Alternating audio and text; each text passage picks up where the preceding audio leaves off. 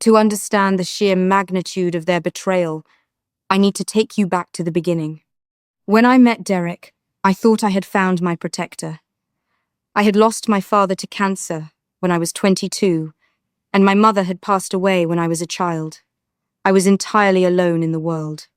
Derek was charming, ambitious, and he promised me that I would never have to be alone again. When we got married, I brought something massive into the relationship.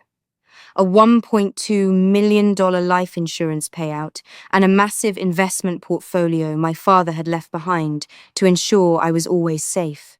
Derek, on the other hand, brought a mountain of student loan debt, and his mother, Eleanor. Eleanor was a woman who believed the world owed her everything. She looked down on me from day one, but she loved my bank account. 2 years into our marriage, Derek convinced me that we needed to buy our forever home. He found a stunning 5-bedroom estate in a gated community. "Let's buy it in cash, Maya," he told me, holding my hands. "No mortgage, no stress, just our sanctuary." I loved him, so I agreed. I wired $800,000 of my inheritance, and we bought the house outright. But the ink on the deed was barely dry before the nightmare started. Eleanor essentially moved in. She demanded the master guest suite. She redecorated my living room. She treated me like a maid in the house I had just paid for. Whenever I complained, Derek would gaslight me. "She's my mother, Maya. She's had a hard life. Stop being so selfish." I endured it because I thought that's what marriage was, compromise. Then, about 6 months ago, Derek came to me with a stack of paperwork.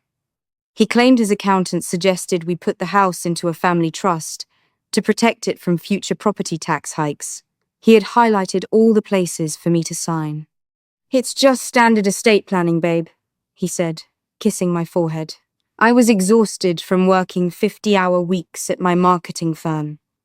I trusted my husband. I didn't read the fine print. I signed the papers. That was the biggest mistake of my life, and the exact moment the timer on my destruction began. Fast forward to 3 days before my birthday. Derek had taken my SUV to run errands and left his sports car in the garage. I needed to run to the pharmacy, so I grabbed his keys.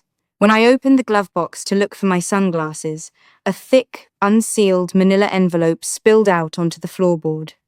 I wouldn't have looked inside, except I saw the logo of Eleanor's personal attorney on the top left corner. My heart did a strange, heavy flutter. I pulled the papers out. It wasn't a family trust. The papers I had signed 6 months ago was a quitclaim deed. I had unknowingly signed away my 100% ownership of the $800,000 house and transferred it into an LLC. I frantically flipped to the next page to see who owned the LLC. Eleanor Vance, my mother-in-law, owned my house. But that wasn't the worst part. Tucked behind the deed was a legally drafted, formal divorce petition filed by Derek, claiming extreme, irreconcilable differences and demanding alimony. And right beneath that, a 7-day notice to vacate the premises, drafted by Eleanor's lawyer, addressed to me. My vision went completely blurry. I couldn't breathe. I sat in his car, gripping the steering wheel so hard my knuckles turned white. I kept digging through the envelope, and at the very back, I found printed screenshots of text messages. Derek's lawyer had requested them for the alimony case. They were messages between Derek and a woman named Jessica. "The paperwork is finalized," Derek had texted her. "I'm serving her at her birthday dinner. My mom is going to hand her the eviction notice. As soon as the week is up, you can move in. The house is ours." They were going to humiliate me in a public restaurant. They were going to serve me divorce papers, kick me out of the home my dead father paid for, and move his 24-year-old mistress into my bedroom. For about 10 minutes, I cried. I mourned the husband I thought I had. And then, the tears stopped. The sadness was entirely burned away by a rage so pure and cold, it felt like ice in my veins. I didn't confront him. I put the envelope exactly back where I found it. I went back inside, made him dinner, and smiled, because I had 3 days to plan, and I was going to make sure Derek and Eleanor never forgot my name. The next morning, while Derek was at work, I walked into the most ruthless, expensive corporate litigation firm in the city. I didn't care what it cost. I had the rest of my inheritance, and I was ready to go to war. I sat down with a senior partner and slammed copies of everything I had found on his desk. He took one look at the quitclaim deed and smiled a terrifying, predatory smile. "Maya," he said, "your husband made a fatal, arrogant error. He had his friend notarize this document. But you weren't present for the notarization, were you?" "No," I replied. "I signed it at the kitchen counter." "That is considered notary fraud. It's a felony. It instantly invalidates the transfer of the deed, but that's just the beginning." Over the next 48 hours, my legal team dug into Derek's life like a scalpel. They subpoenaed his bank records through emergency motions. What they found made the cheating look like a minor offense. Derek wasn't just broke. He was a criminal. He had been quietly embezzling money from his corporate employer for 3 years, funneling it into an offshore account that Eleanor was managing. They were moving hundreds of thousands of dollars to fund Eleanor's luxury lifestyle. My lawyer drafted a mountain of paperwork. We filed for an emergency injunction on the house, freezing all of Eleanor's assets. We filed a civil suit against Derek and the notary for fraud. And my personal favorite? My lawyer made an anonymous, fully documented tip to the FBI and Derek's corporate compliance office regarding the embezzlement. By the afternoon of my birthday, the legal web was perfectly spun. Derek and Eleanor thought they were the spiders. They had no idea they were the flies. Which brings us back to the dinner. The waiter cleared our plates. Eleanor wiped her mouth with a linen napkin, looking at Derek with a sickeningly sweet smile. "Well, Maya," Eleanor purred, "it's time for your gifts. Derek and I have been planning this one for a long time." Derek reached into his jacket. He pulled out a thick white envelope and placed it on the table in front of me. He wasn't smiling anymore. His face was completely cold. "Happy birthday, Maya," he said flatly. "Those are divorce papers, and a 7-day notice to vacate my mother's property. I want you out of the house by next Friday." Eleanor let out a short, cruel laugh. "Don't make a scene, dear. You'll only embarrass yourself. Just take your things and go." I looked at the white envelope. I didn't touch it. I didn't flinch. I slowly picked up my wine glass, took a sip, and looked Derek dead in the eye. "I see," I said softly. "Well, it's funny you brought paperwork to dinner. Because I brought some too."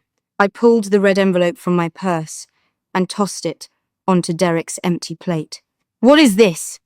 Derek scoffed, his confidence faltering just a fraction. "Open it," I demanded.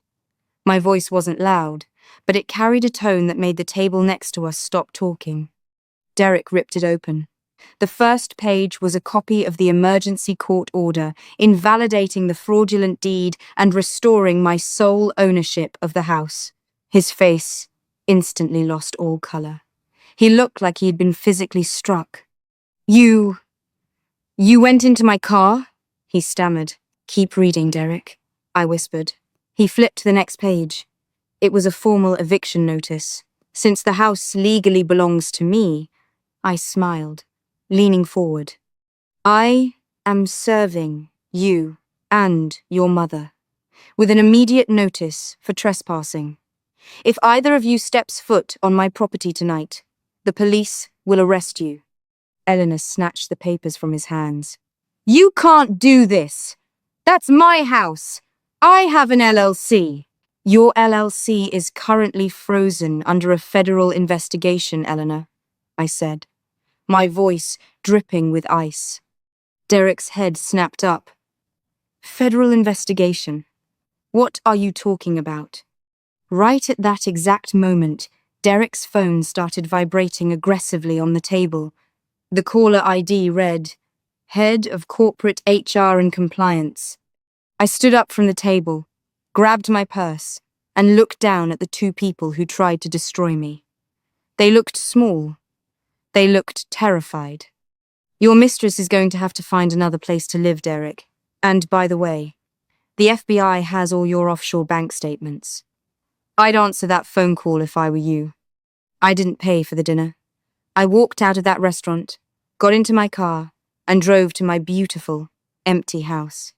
The locks had already been changed by a locksmith I hired earlier that afternoon.